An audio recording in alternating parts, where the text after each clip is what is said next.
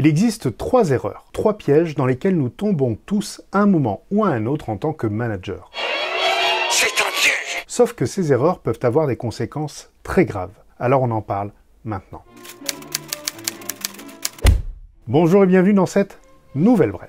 Lorsque je demande aux managers que je forme quelle serait leur équipe de rêve, leur dream team, eh bien on me répond en général quelque chose comme une équipe motivée, efficace, sérieuse, impliquée, proactive, positive, autonome, force de proposition, etc. Et c'est vrai que ce serait l'idéal. Alors là, c'est deux cerises sur le gâteau. Sauf que beaucoup des managers n'arrivent pas à comprendre pourquoi leurs équipes n'arrivent pas à développer encore plus ces fameuses qualités, alors que parfois cela fait des années qu'ils travaillent avec eux. Mais ce qu'ils ne réalisent pas, c'est que ce sont souvent leurs propres erreurs managériales qui provoquent cette situation de stagnation et parfois même de régression. Alors peut-être que vous connaissez cette fameuse enquête de l'Institut Gallup qui dit que seulement 9% des salariés français investissent effectivement leur talent et leur énergie dans la réussite de leur entreprise, que 65% se contentent de faire leurs heures et que 26% d'entre eux expriment même leur mécontentement de manière contre-productive. Et là, j'entends trop souvent des managers tomber dans ce fameux piège trop facile de se dire que c'est parce qu'ils sont paresseux, pas impliqués, etc. Sauf que dire cela serait oublier la suite des résultats de cette enquête. Et là, la suite dit que 70% de la variation de l'engagement des employés est imputable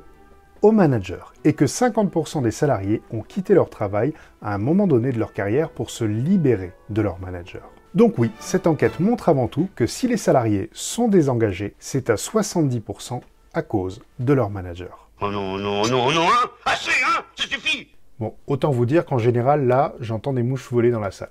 Donc, comment faire pour ne pas tomber dans la catégorie des managers qui réduisent l'implication de leurs équipes? Eh bien, on peut déjà commencer par éviter de faire 3 erreurs hyper fréquentes que quasiment tous les managers ont déjà fait, voire font quotidiennement pour certains. Alors regardons ces erreurs, c'est parti. Première erreur, le piège de la généralisation. En effet, lorsque nous sommes stressés, nous pouvons facilement avoir tendance à vouloir généraliser un problème qui s'est produit à une ou à plusieurs reprises. Et là, on va commencer à utiliser de manière inappropriée des mots bizarres. Et ces mots sont toujours, tout le temps, jamais rien, personne. Oui, vous avez bien entendu, toujours, tout le temps, jamais rien, personne. Sauf que toujours ou tout le temps veulent dire dans 100% des cas, et jamais rien ou personne veulent dire dans 0% des cas. Donc, si vous les utilisez dans des situations qui ne correspondent ni à 100% des cas, ni à 0%, ce ne sera pas juste, dans le vrai sens du terme. Et donc cela va générer un sentiment d'injustice. C'est-à-dire que vous allez donc lui reprocher quelque chose de faux. Par exemple, imaginons qu'un collaborateur arrive en retard à 3 reprises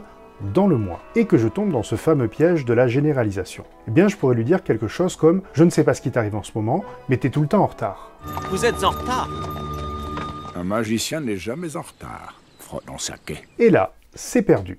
Je viens de créer un sentiment d'injustice, car ce que je dis est faux. Et à terme, si je continue à avoir ce genre de communication avec mon équipe, je vais générer du désengagement. En pratique, la vérité, c'est que sur 20 jours d'activité, il y a eu 17 jours où il a été à l'heure et 3 jours où il a été en retard. Donc, une manière juste de lui dire aurait pu être, par exemple, « Ce mois-ci, j'ai constaté que tu as été en retard 3 fois. Alors je t'avoue que je suis surpris, car c'est pas dans tes habitudes, donc j'aimerais qu'on trouve une solution pour que ça ne se reproduise plus.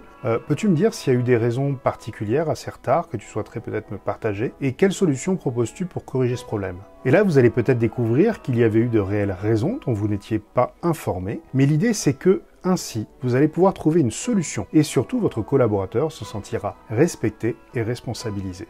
Vous avez encore des doutes sur le souci de la généralisation? Ok, alors rappelez-vous dans quel état vous vous sentez lorsqu'on vous dit quelque chose comme « tu m'écoutes jamais quand je te parle ». Vous sentez la colère monter, le sentiment d'injustice? Ou de manière plus légère, avez-vous déjà entendu une femme vous dire devant un dressing qui déborde de vêtements la fameuse phrase « Oh, j'ai rien à me mettre ». En voyant cela, vous savez que c'est faux, sauf qu'il s'agit seulement de l'expression d'un stress, et que le vrai sens serait plutôt quelque chose comme « aujourd'hui, je n'arrive pas à trouver la tenue en adéquation avec mon humeur du jour ».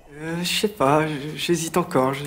Sauf que le stress nous amène à prendre ce raccourci de généralisation. Donc s'il vous plaît, bannissez les fameux toujours, tout le temps, jamais rien, personne de votre langage, sauf s'ils correspondent vraiment à 100% des cas ou à 0% des cas. Deuxième erreur classique et dévastatrice, coller des étiquettes négatives à nos collaborateurs. Et oui, il est très facile d'être tenté de prendre des raccourcis et d'émettre un jugement de valeur sur un collaborateur. Or, un jugement de valeur est une appréciation subjective qui est elle aussi une généralisation. Le problème vient surtout si l'on se construit une opinion négative ou si l'on émet cette opinion négative envers notre collaborateur en lui disant par exemple qu'il est mauvais, qu'il n'est pas sérieux, qu'il manque de rigueur, qu'il manque de confiance en lui, etc. Pourquoi est-ce un problème? Eh bien parce qu'en faisant cela, vous allez altérer l'estime qu'il peut avoir de lui-même. Et si vous altérez son estime, d'après vous, que va-t-il se passer? Eh bien, il va perdre en confiance, il prendra de moins en moins d'initiatives et s'impliquera de moins en moins dans son travail vu que de toute façon, il est considéré comme ceci ou comme cela. Et en bonus, le second effet sera qu'il aura aussi de moins en moins d'estime envers son manager, ce qui est logique vu que son manager altère sa propre estime. Donc, il le respectera de moins en moins.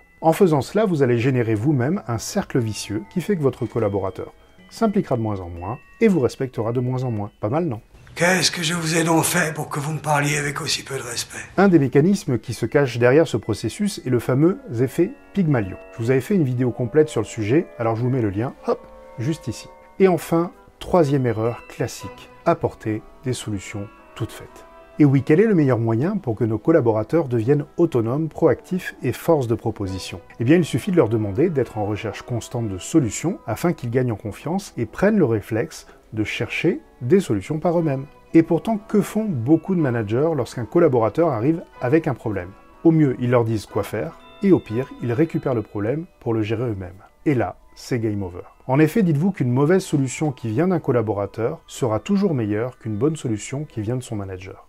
L'intention était bonne, Gaston, mais vous voulez pas de temps en temps accepter les règles, suivre les procédures, respecter les normes de sécurité? Pourquoi ça? Eh bien parce que même si sa propre solution n'est pas la bonne, il fera tout pour faire en sorte qu'elle fonctionne, coûte que coûte, vu qu'elle vient de lui-même. Alors que si la solution vient de son manager, il s'impliquera beaucoup moins dans sa mise en œuvre. Et parfois, il cherchera même à faire en sorte de prouver à son manager que la solution qu'il lui a donnée ne marche pas. Et oui, c'est normal, vu que ce n'est pas sa solution. Mais là encore, le seul et unique responsable de cette situation, c'est le manager qui oublie la base de son métier, qui est de faire grandir son équipe en compétences et en autonomie. Sauf qu'en lui donnant des solutions toutes faites, la conséquence est de générer de l'infantilisation.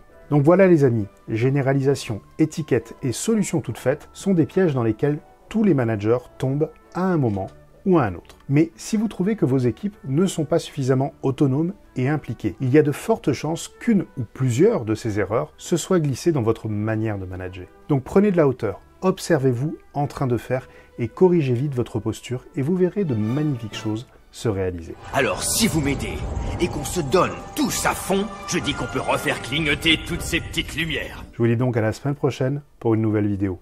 À bientôt. Et n'oubliez pas, si vous voulez booster votre leadership, vous pouvez télécharger gratuitement mon e-book sur mon site internet. Le lien est dans le descriptif de la vidéo. Et pour vous abonner, vous cliquez à gauche. Et pour voir une autre vidéo, vous cliquez à droite. Allez, à bientôt.